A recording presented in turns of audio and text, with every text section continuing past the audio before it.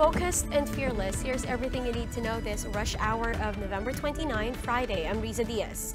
We start today's rush with President Duterte saying he is confident that no corruption was involved in the country's hosting of the 30th SEA Games, despite its recent controversies. But for him, the military should have organized the games instead. Here's the story.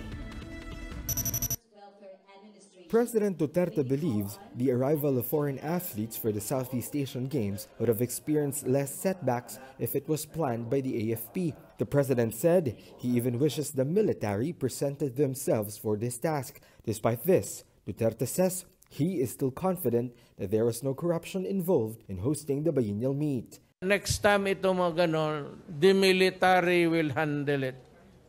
Kasi ang military is structural. They are better organizers because the entire armed forces is one big organization and they are trained to be structural in thinking. Yung task na salubungin mo, kung hindi dumating, then you ask, what time is it coming in? You should not abandon that particular duty because if they are coming, they are sure to come. Hintayin mo o tanungin mo kung kailan dadating. But you do not entirely abandon your work just because they do not arrive on time. The president also tells the public that he himself will have the SEA Games mess investigated, but he says he will only do so once the games are over. However, Duterte is still expressing disappointment, pointing out that there was enough funding for the games, yet it still turned out to be problematic. A lot of money poured into this activity now, and I suppose that with that kind of money, you can run things smoothly. Apparently, siguro mga may palpalpak. Itong mga civilian, lalo ang volunteers, hindi mo makuha yan ng ganun. In the first place, sabi ko, where's the money? You should have had a group paid exactly to do what was a fiasco for the delegations coming in without somebody meeting them. Duterte, though, came to the rescue of House Speaker and FISGOC Chairman Alan Peter Cayetano, who is in hot water for the supposed failures of the SEA Games.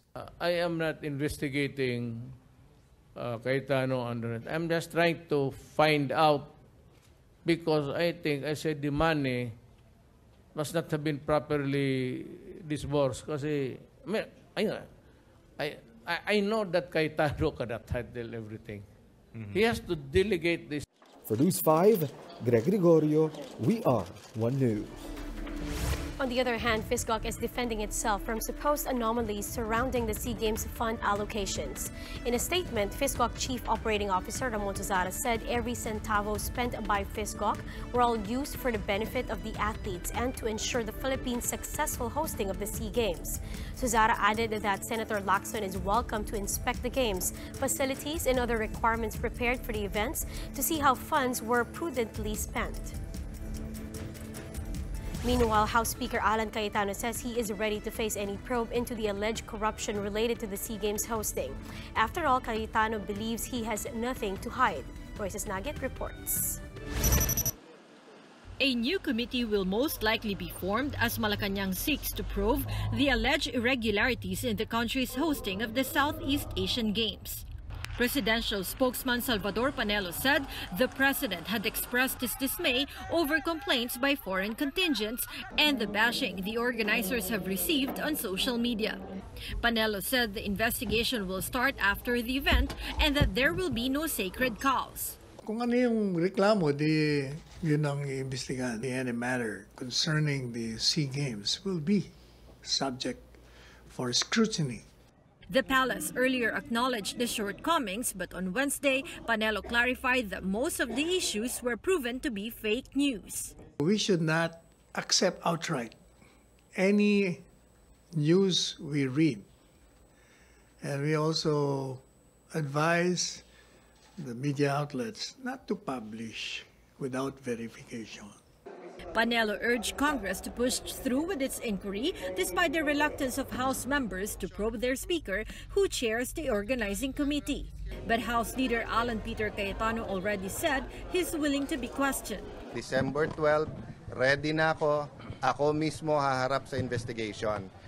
According to Cayetano, the president directed him to continue doing his job as FISGOC chairman. But he wonders if the issues thrown against him are related to his other job. Yung gusto naman maging speaker, pwede naman maging speaker. Hindi naman ako magkakapit tuko. The lawmaker is also willing to undergo lie detector test to prove he did not pocket even a single centavo of the budget. This after Senator Panfilo Lacson questioned the 1.5 billion peso funneled to FISGOC, likening it to the scheme of pork barrel queen Janet Lim Napoles. And I can look anyone in the eye at ni Cinco, wala kaming kinita dito sa SEA Games. Abonado pa nga kami dahil sa mga nangyari. Cayetano admitted that the hosting is far from perfect but still described it as good. For News 5, Royces Nagit, we are One News. On the other hand, journalist groups are crying foul after being dragged into the issues hounding the SEA Games. The Foreign Correspondents Association of the Philippines, or FOCAP, focused on FISGOC Chair Alan Cayetano's insinuations that there might have been attempts to bribe the media to malign the SEA Games hosting. For FOCAP, these accusations are totally unacceptable and tend to intimidate the journalists from objectively reporting irregularities. The group added that calls by the organizers for the media to report only the good news betray our mandate to provide truthful information to the public. The National Union of Journalists of the Philippines, or NUJP, echoes the same sentiment, saying it's ridiculously unacceptable when officials responsible for the disaster bash the media as if the reports on their shortcomings were to blame for it. NUJP adds that attempting to dictate how the media should report the news has no place in a democracy, and even if the media chose to distort the news, this would do nothing to hide the mess from the world. The group also claimed that telling the true state of the SEA Games preparation can only help ensure that we are spared from being humiliated in the future. Pag-asa has confirmed that the typhoon with international name Kamuri will directly hit venues of the 30th Southeast Asian Games. Now, to give us an update on this weather disturbance, we have with us weather forecaster Raymond Ordinario live from Pag-asa Weather Forecasting Center in Quezon City. Raymond, good morning. We would like to know the latest on Kamuri, and are there any changes on the forecast track? Yes, good morning, Risa. As of 3 a.m., this Typhoon Kamuri is around 1,350 kilometers east of southern Luzon. So it moves a little bit to the north, but it's still expected to have a southward shift of its track and still is expected to threaten the Bicol region area by next week. It still have a maximum sustained winds of 130 kilometers per hour near the center and gustiness that may reach up to 160 kilometers per hour. It is still moving on a westward direction at a speed of 25 kilometers per hour. So until now, it's still expected to enter port by tomorrow evening or Sunday morning. But still, we're going to expect some effects on the areas where the events of the Southeast Asian Games will be conducted on Tuesday and Wednesday. Risa? Raymond, when it enters PAR, I'm talking about Kamuri, it will be called Tisoy, that's correct. And will it be bringing rain? Yes, it will be named Tisoy when it enters PAR either tomorrow or Sunday morning. But it will bring now, we'll expect to bring rains over the Bicol region on Sunday. But on Monday, we're going to expect some occasional rains over here in Metro Manila and Central Luzon area. And by Tuesday and Wednesday, we're now going to expect some more rains and some strong winds because we're still expecting that this typhoon we're going to cross the Central Luzon area together with which also affects the Metro Manila as well. Thank you. That was Pag-asa weather forecaster Raymond Ordinario. More schools are canceling classes next week to make way for the Southeast Asian Games. In Manila, there are no classes from December 2 to 7 at De La Salle College of St. Benil, De La Salle University, St. Scholasticus College, and Arellano Law School. Meanwhile, Aurora Quezon Elementary School will have no classes from December 2 to 6. There are likewise no classes in all levels from December 2 to 6 at the St. Pedro Poveda College, La Salle Green Hills, St. Paul College Pasig, as well as plus Bagong Ilog Elementary School and Oranbo Elementary School, both also in Pasig. It's also hashtag Walang Pasok because of the SEA Games at Wesleyan College, Manila, Gotamok Elementary School, Andres Bonifacio Elementary School, and Rafael Palma Elementary School. Meanwhile, the entire province of Pampanga has canceled classes in all levels from December 2 to 6. Now, still on the SEA Games, labor group ALU-TUCP asks the government to provide a public free entrance for the Games. Spokesperson Alan Tanhusay says Filipinos want to cheer behind our country's athletes but have no money to see them live in action. Initial reports say tickets to the Games cost 100 pesos to 300, while ticket prices for the opening ceremonies on Saturday ranges from 1,000 to 12,000 pesos. Tanhusay adds that free entrance for Pinoys will boost the morale of local athletes. Palace spokesman Sal Panelo says Malacanang would urge the organizing committee to give free tickets or at least 50% discount for students. Kailangan nga nila ng pera, kaya sila nagpapabayad eh. But we will study the proposal. We strongly suggest that bigyan nila ng either libre or 50%. Yung mga estudyante.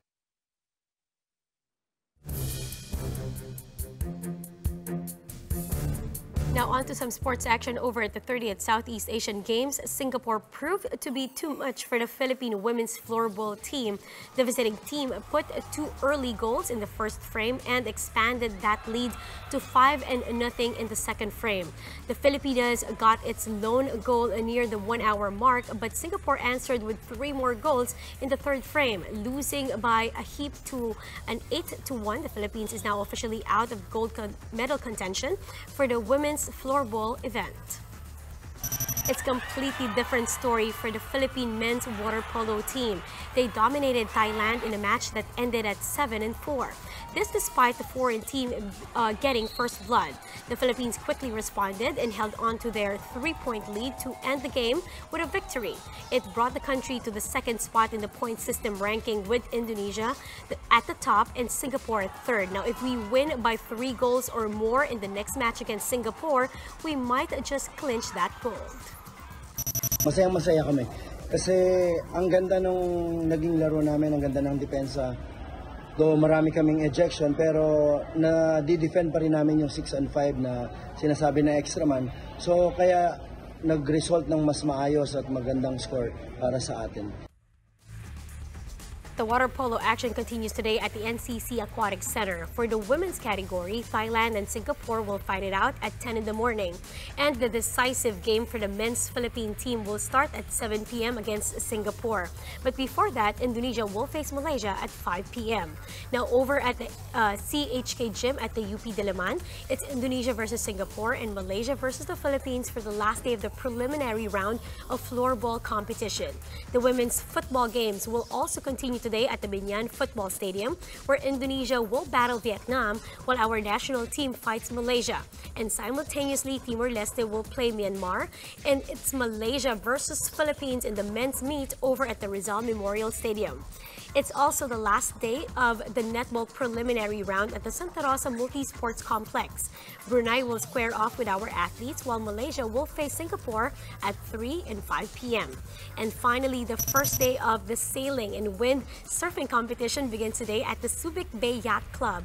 Now, for the complete schedule, you may visit the official website of the 30th Southeast Asian Games at 2019seagames.com.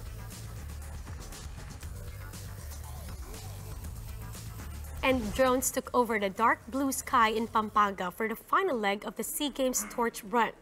It's an impressive preview of the SEA Games grand opening tomorrow. The twilight sky served as a blue canvas for around 100 dancing drones that formed images of the Philippine flag and other symbols related to the SEA Games.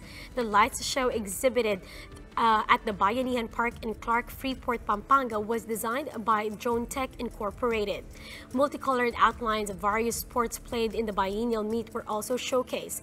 But the highlight of the show, the outline formation PAMI, the official logo, and the words "We win as one."